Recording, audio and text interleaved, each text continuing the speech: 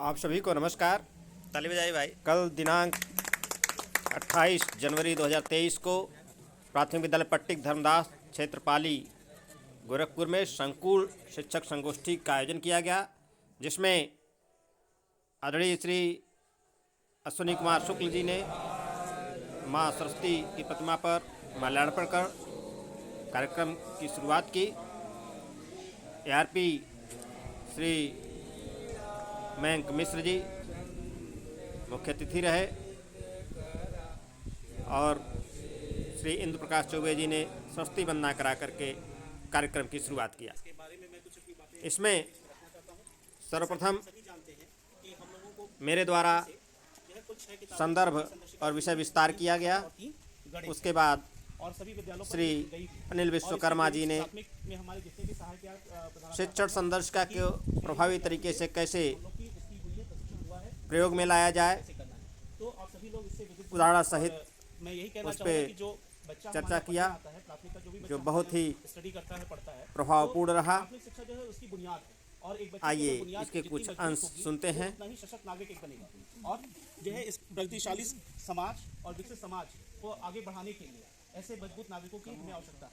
आप सभी जानते हैं कि इस निपुण भारत से पहले हमारे विद्यालयों में मिशन प्रेरणा का कार्यक्रम चला, उससे भी काफ़ी परिवर्तन आया, लेकिन शासन के द्वारा, सरकार के द्वारा बुनियादी शिक्षा पर महत्व को रेखांकित करते हुए हमारे यहाँ निपुण भारत मिशन जो है पूरे देश में एक साथ लागू किया गया। और विगत 2 वर्षों में, जैसा आप सभी लोग विदित हैं कि कोविड काल में पढ़ाई और विशेष करके हमारी जो प्राथमिक शिक्षा है वो बहुत प्रभावित है और बच्चों की इसमें बहुत ज़्यादा अधिगम की क्षति भी हुई। और इस अधिगम की क्षति को पूरा करने के लिए और कक्षा शिक्षण के जो मानक हैं उसको प्राप्त, और जो भाषा की शिक्षण संदर्शिका आई है वो संतुलित भाषा शिक्षण पद्धति और जो गणित की है ELPS, आप लोग इस शब्द से परिचित भी हैं। एक्सपीरियंस है, लैंग्वेज है, पिक्चर है, सिंबल्स है। तो इस पर जो है गणित की जो शिक्षण संदर्शिका है उस सिद्धांत पर उसको बनाया गया है। यानी आप लोगों ने खोला नहीं, देखिए ध्यान से देखिए, ये आइकॉन सब बनेगा। अभी मैं दे देता हूँ कार्य को। नहीं फिलहाल के लिए नहीं है, खोलने की बात नहीं सर। हाँ। मैं तो इसी से कार्य कर रहा हूँ। नहीं तो ये बता दीजिए क्या है। ये पन्ना शायद हमने ना खोला। ये देखिए, ये जो सिंबल है ये रेमेडियल गतिविधि, रेमेडियल के लिए, ठीक है। और देखें, ये बताएं क्या है, कहते हैं लाल रंग खतरे की निशानी। इनके बाद शिक्षक श्री अमन सिंह जी ने हिंदी विषय की शिक्षण योजना का निर्धारण और निर्माण कैसे करें, इस विषय पर विस्तृत चर्चा किया। आइए सुनते हैं। इस बात को अगर हम लोग जब क्लास लेने जाते हैं तो सबसे पहले हमारा ध्यान इस बात पे आना चाहिए कि हम बच्चों को उनको क्या सिखाने जा रहे हैं। तो इसके लिए एक प्री प्लान जरूरी होता है। इसकी ज़रूरत जो है शिक्षण योजना की, इस पर थोड़ा सा हम आपका ध्यान आकर्षित करना चाहेंगे कि शिक्षण योजना अगर आप बना के जा रहे हैं तो एक आपको ये फ़ायदा मिलता है कि उससे आपका अध्याय होगा, वो जो पाठ पढ़ाना है वो स्पष्ट रहेगा और वो टाइम के अकॉर्डिंग होगा कि आप 40-45 मिनट की जो भी क्लास मिल रही हैं उसमें आप उसको किस तरह से बांटे हैं। अब आवश्यकता इस बात की भी पड़ती है कि कभी कभी क्लास में एक चैप्टर जो होता है उसको हम अगर डिवाइड करना क्लास के हिसाब से तो 3 या 4, कुछ पार्ट ऐसे भी हैं जो 1 या 2 दिन में ख़त्म हो जा रहे हैं। तो अगर ये आप डिवाइड नहीं करके जाएंगे हो सकता है आप एक ही क्लास में आप पूरी पाठ को समेटना चाहेंगे। और इसमें कोई संदेह नहीं है कि आप सभी लोग विद्वान हैं, सब लोग मतलब आपकी जो योग्यताएँ हैं इस प्राइमरी लेवल से बहुत ज़्यादा हैं।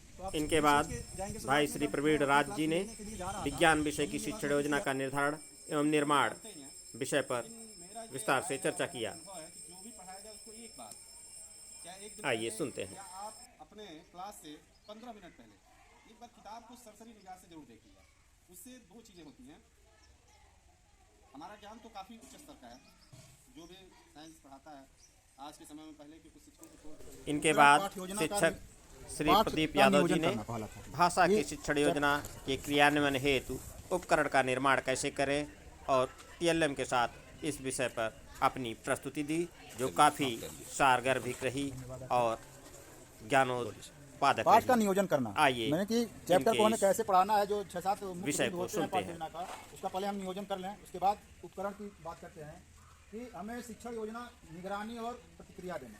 शिक्षण योजना इस प्रकार की होनी चाहिए कि हम बच्चों का निगरानी भी कर सकें और उन पर प्रतिक्रिया भी दे सकें।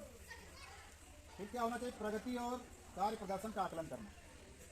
बच्चों की क्या प्रगति हुई है और उनका कार्य का प्रदर्शन कैसा है, ये भी हमें अपनी शिक्षा योजना में शामिल करना होगा। कथा, कविता और नाटक की विशेष भूमिका।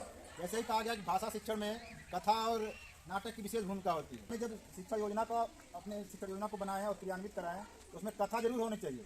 बच्चे कहानियों से बहुत ज़्यादा प्रेरित होते हैं। आप छोटी छोटी स्थानीय कहानियों को शामिल कर लीजिए उसमें। इससे शिक्षा योजना हमारी जो क्रियान्वयन होगा उसका प्रदीप जी के बाद श्री शिक्षक श्री सत्येंद्र यादव जी ने गणित के शिक्षण योजना के क्रियान्वयन हेतु उपकरण का निर्माण कैसे करें, टीएलएम के साथ बहुत ही शानदार इन्होंने प्रस्तुति दी, जिसका उपयोग विद्यालय में बहुत ही आसानी से किया जा सकता है और बच्चों को सरलता से जोड़ ये जीरो और हो गया। फिर हम इसको तमाम चीजें जीरो पे ही रखते हैं। इसको हम आगे बढ़ाते चले जाएंगे। इकाई दहाई, इकाई दहाई भी इससे सिखा सकते हैं। इससे हम छोटा बड़ा, पूर्ववर्ती संख्या पूर्ववर्ती अनुवर्ती इत्यादि संख्याओं का ज्ञान कराया जा सकता है। बच्चे को करोड़ तक की संख्या आइए बता सकते हैं। इन्हें सुनते हैं। जैसे बाकी पे आप जीरो कर दीजिए, इसको एक से स्टार्ट करेंगे। अगर आप यहाँ पे 1 8 1 9 7 2 9 6 3 9 5 4 9 4 5 9 3 और 6 9 2 7 9 1 8 9। फिर अगर मैं इसको स्लाइड कर दूँ तो 7 1 8 6 2 8 5 3 8 4 4 8 3 5 8 2 6 8 इस तरीके से सारी पॉसिबिलिटी उस संख्या को प्राप्त करने के लिए जिन जिन नंबरों का योग जो होता है, ये कक्षा 1 के लिए ज़्यादा उपयोगी है। बहुत अच्छा। इनके बाद शिक्षक श्री ध्रुव पांडे जी ने विज्ञान शिक्षक हैं ये, और इन्होंने विज्ञान के शिक्षण योजना के क्रियान्वयन हेतु उपकरण का निर्माण कैसे करें टीएलएम के साथ इन्होंने प्रस्तुति दी और विद्युत धारा के प्रवाह एवं अवरोध पर इन्होंने विस्तार से चर्चा किया और जो सरलतम तरीके से बच्चों के मन में एक अवधारणा बना सकती है, ऐसा इन्होंने प्रस्तुत किया। आइए इनको सुनते हैं। जितना छोटा क्लास है आपको उतना टाइम देना पड़ेगा उससे। तो जैसा सर ने बोला कि विज्ञान में गतिविधि आधारित क्रिया बहुत होती है, बिना गतिविधि के साइंस का कोई मतलब ही नहीं है। तो हम एक छोटा सा टॉपिक लिए हैं, जैसे कि अगर विद्युत धारा में पढ़ानी हो, कक्षा में हम बताते हैं विद्युत धारा चल रही है, आवेश के प्रवाह को हम विद्युत धारा कहते हैं, बल्ब जलता है विद्युत धारा होता है। कुछ बच्चे समझते हैं, कुछ बच्चे नहीं समझते हैं। प्रतिरोध का नाम लेते हैं, तो मुझे खुद हाई स्कूल में प्रतिरोध पढ़ाया गया, लेकिन मैंने जानता था, सुन लिया, रट लिया, हो गया। लेकिन जब 12th में गया, प्रैक्टिकल किया, तो कैसे प्रभाव उसका देखा, तब समझ में आया। तो किसी भी क्लास में जाने से पहले जो ऑब्जेक्टिव बनाए हैं, उस ऑब्जेक्टिव पे सरासर निगाह देखिए कि हमें क्या क्या इसमें अगर कोई इंस्ट्रूमेंट मिल जाता है तो साथ लेके चलें, क्योंकि बच्चा सुनेगा, सुन के भूल जाएगा, लेकिन अगर उसे हम करके दिखा देंगे तो अच्छा है। जैसे कि हमने एक यहाँ पे बंद परिपथ और खुला परिपथ का उदाहरण बच्चों को दिया था कि बंद परिपथ रहता है मतलब क्लोज सर्किट रहती है तो लाइट चालू रहती है, और अगर खुला है ओपन सर्किट है तो लाइट नहीं रहेगा। इसके लिए छोटी सी सर्किट हमने आज ही बनाया। ये एक एलईडी बल्ब है, बैटरी से मैंने कनेक्ट किया, बैटरी मेन सोर्स है एनर्जी का, स्विच लगाया है, स्विच के बारे में बच्चों को बता दिया कि स्विच है, ये क्या है, वायर है, सारी चीज़ें ऐसे जानकारी बच्चों को, इसको हमने जला के भी दिखाया, जल भी गया। ठीक इस तरीके से बच्चों को समझ में आया कि बंद परिपथ मतलब लाइट जल रहा है, अगर हम इसको हटा दिए मतलब परिपथ कैसे ब्रेक है, तो सर्किट क्लोज नहीं है, ओपन है, उस समय नहीं हुआ। तो घर में अगर उनके साथ ऐसी घटना घटती है तो समझ सकते हैं कि हाँ इस वक्त क्या हो रहा है। साथ ही साथ जैसा कि मैंने प्रतिरोध के लिए बोला, एक छोटी सी चीज़ है, अगर हम कक्षाओं में रखते नहीं है, 1-2 रुपए की चीज़ अगर रख ले तो ज़्यादा अच्छा है।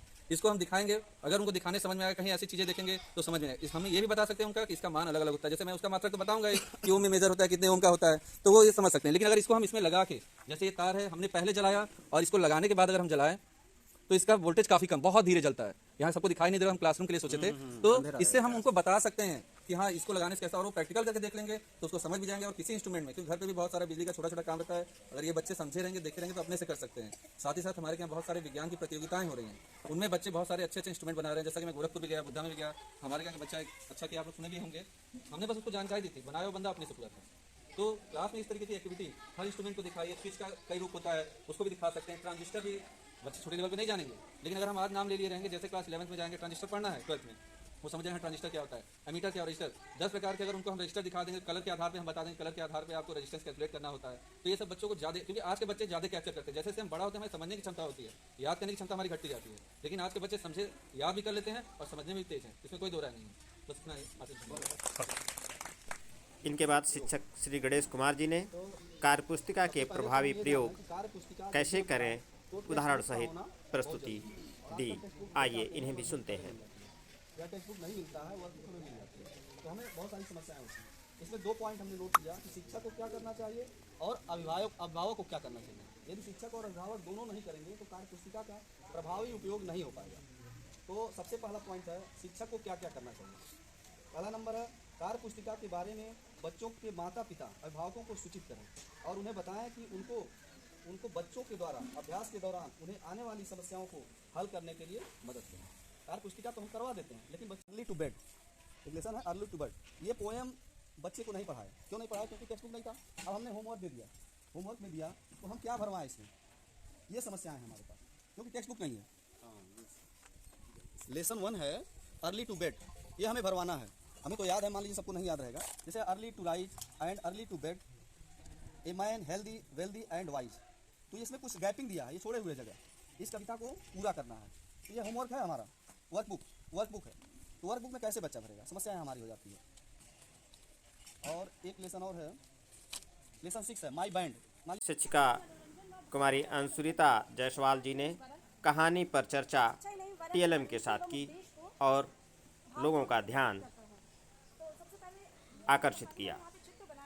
आइए इन्हें सुनते हैं। एक बार की बात है, एक गांव में एक बूढ़ा किसान था और उसके 4 बेटे थे। तो सबसे पहले हम लोग दिखाएंगे, इसके बच्चे खुद से बताएंगे कि इसमें कौन कौन है। तो इससे उन लोग का कल्पना शक्ति भी बढ़ेगा एवं चिंतन शक्ति भी बढ़ेगी। तो इसमें एक बूढ़ा किसान और 4 बेटे हैं जो कि बहुत ही आलसी थे और हमेशा आपस में लड़ाई व झगड़ा करते रहते थे। फिर बूढ़ा किसान को एक तरकीब सूझी कि एक दिन उपाय करते हैं कि कैसे इन लोगों को कुछ सिखाया जाए। तो उन लोगों को बुलाए, ये बूढ़ा किसान 4 बेटों को अपने पास बुलाए और कहा कि जाओ जंगल में एक लकड़ी का गट्ठा, मजबूत लकड़ी का गट्ठा तोड़कर लेकर आओ। तो वो लोग जाते हैं और शाम को जंगल से जब लौट कर आते हैं तब फिर बूढ़ा किसान उन लोग को कहता है कि अब इन्हें तोड़ करके दिखाओ। तो वो लोग तोड़ नहीं पाते हैं। तब फिर लकड़ी का गट्ठा बूढ़ा किसान उसे खोल करके चारों कुएं एक एक करके बांट देता है। तो फिर उन्होंने आसानी से इसे खोल लिया, तोड़ दिया।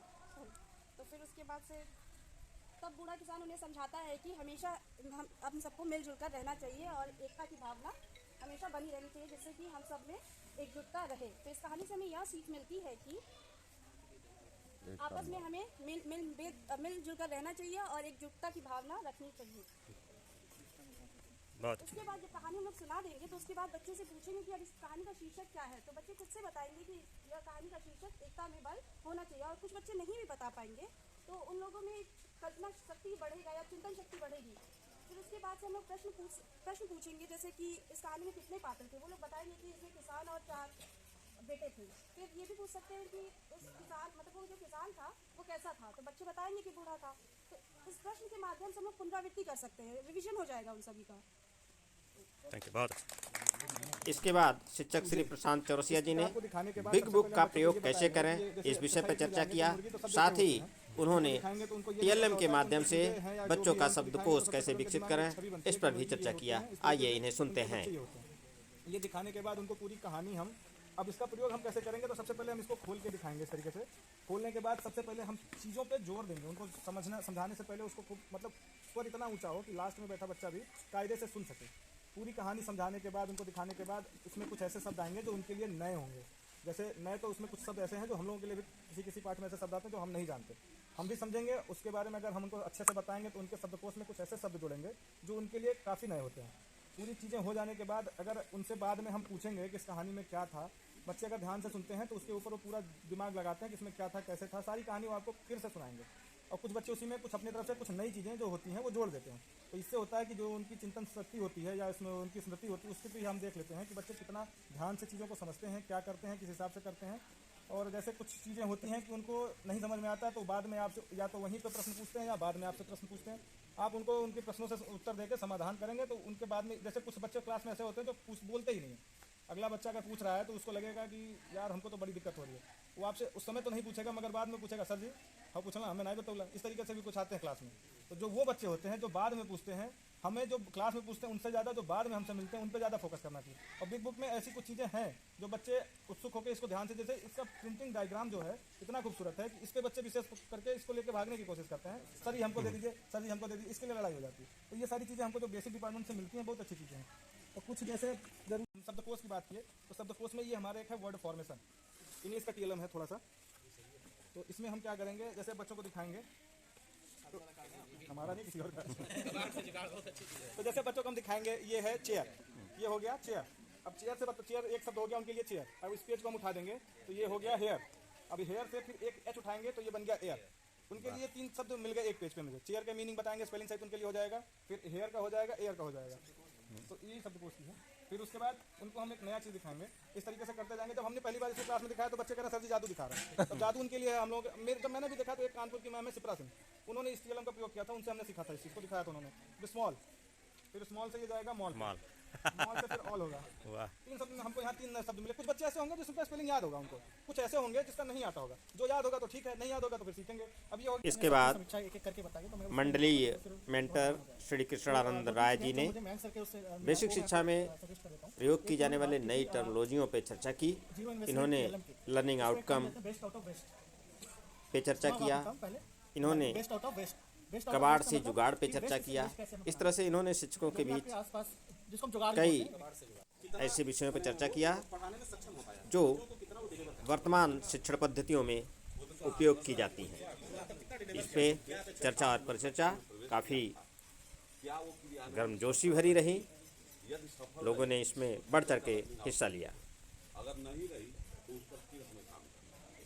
मेरे समझ से इसके बाद ARP श्री मयंक कुमार मिश्र जी ने समस्त विषयों सर समझिएगा, बोर्ड नहीं है मेरे पास, की समीक्षा की लेकिन आप लोग समझिएगा और अपने सुझाव का मतलब क्या है। प्रस्तुत किए। उन्होंने कहा जीरो, मैंने कहा फिर 1/0 का मतलब क्या है। राइट सर, यही गलती है। इसीलिए मैंने कहा अवधारणा, अवधारणा का मतलब आपने बोला अनंत, अनंत का मतलब होता है कहीं से शुरू तो हुआ। जैसे प्राकृतिक संख्या 1 से शुरू होती है अनंत तक जाती है। प्राकृतिक संख्या 1 से शुरू होती कहाँ जाती है, अनंत तक जाती है। 1/0 को मैथ की भाषा में अपरिभाषित करते हैं, नॉट डिफाइंड कहा जाता है। यहाँ पे जो लोग इंटर तक मैथ पढ़े होंगे मेरी बात को समझ रहे हैं।